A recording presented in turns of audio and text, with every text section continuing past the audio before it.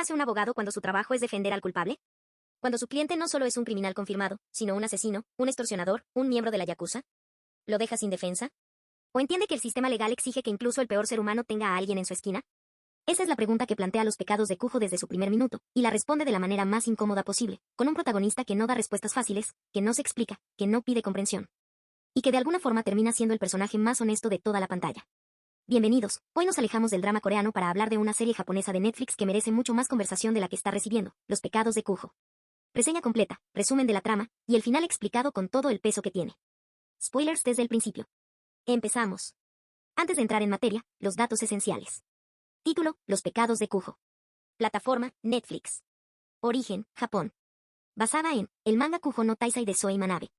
Episodios, 10, de aproximadamente 40 minutos cada uno. Elenco principal, Yuya Yahira como el abogado Taisa Kujo, Okuto Matsumura como el idealista Shinji Karasuma. Elenco de apoyo, Elisa Ikeda como Hitomi Yakushima, Keita Machida como Kengo Mibu. Un detalle importante, para quien conoce el manga, esta adaptación en imagen real era muy esperada. Para quien llega sin ese contexto previo, la serie funciona perfectamente sola, aunque con la advertencia de que deja varias cosas abiertas para una posible segunda temporada. Los pecados de Kujo gira en torno a Taisa Kujo, un abogado defensor que representa a los peores delincuentes de la sociedad, criminales, exconvictos, gente moralmente cuestionable, y también miembros de la yakuza. No lo hace por dinero, de hecho, prefiere acampar en una terraza antes que aceptar el apartamento lujoso que sus clientes de la mafia le ofrecen. Lo hace porque cree, con una convicción casi filosófica, que el sistema legal solo funciona si todos, absolutamente todos, tienen acceso a una defensa competente. Sin excepción.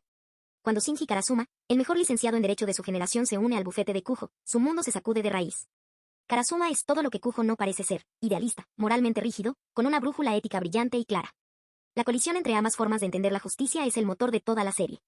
Cada episodio presenta un caso nuevo, un atropello y fuga, un joven atrapado en la criminalidad, víctimas de extorsión, personas en situación de vulnerabilidad económica.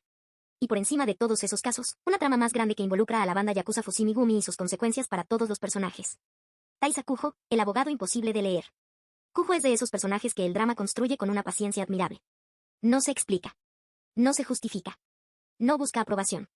En un momento parece despiadado, calculador, capaz de cualquier maniobra legal para ganar. Al momento siguiente hace algo que obliga al espectador a reconsiderar todo lo que creía entender de él. Lo que hace interesante a Kujo no es que sea un buen hombre disfrazado de malo, ese tropo ya cansa. Lo que lo hace interesante es que es genuinamente complejo, tiene principios férreos que simplemente no coinciden con los de la mayoría, y vive con esa incomodidad sin disculparse. Yuya Yahira lo interpreta con una contención que resulta absolutamente magnética. No sobreactúa nunca. La intensidad de Kujo está en lo que no dice, en la pausa antes de responder, en la mirada cuando escucha a un cliente que claramente mintió. Es trabajo de actor maduro, preciso, sin concesiones al efectismo. Shinji Karasuma, la brújula moral.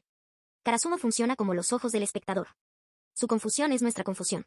Su admiración creciente por Kujo, a pesar de todo, a pesar de lo que ve cada día, refleja el viaje emocional que la serie propone al público. Pero lo que hace a Karasuma más que un simple narrador moral es su propia historia. Hay una conexión de infancia con Kujo que la serie revela gradualmente, y que añade una capa de significado a todo su vínculo.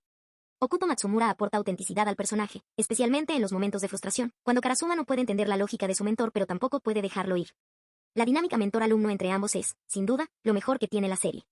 Lo que distingue a los pecados de Kujo de un drama legal convencional es la clase de preguntas que planta y deja sin resolver.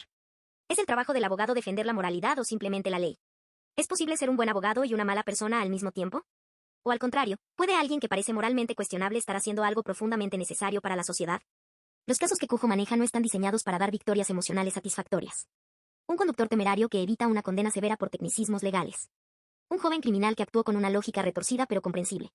Cada resolución deja al espectador en un lugar incómodo, preguntándose si la justicia legal y la justicia moral alguna vez coinciden de verdad.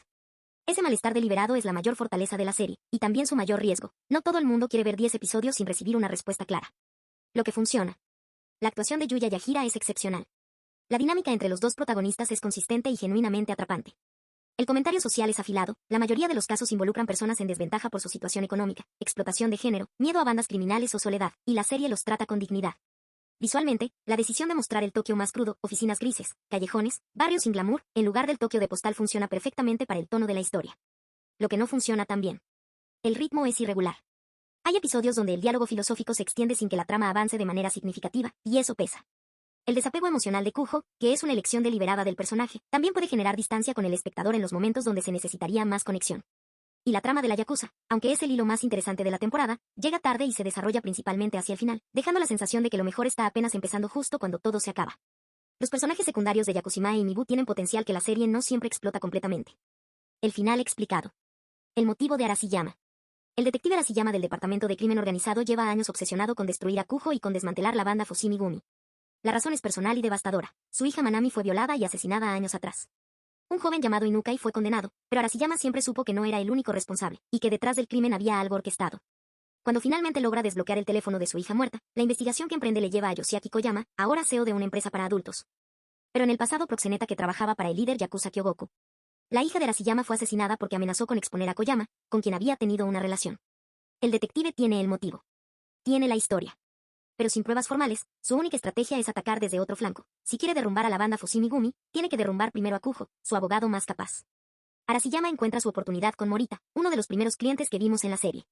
Morita es detenido de nuevo, y esta vez la policía encuentra en su poder un teléfono que supuestamente había perdido.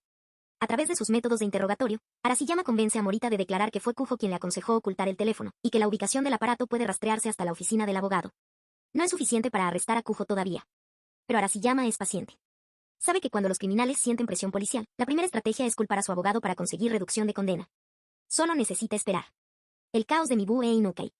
Mientras Arashiyama trabaja en las sombras, la situación dentro del mundo yakuza explota desde adentro.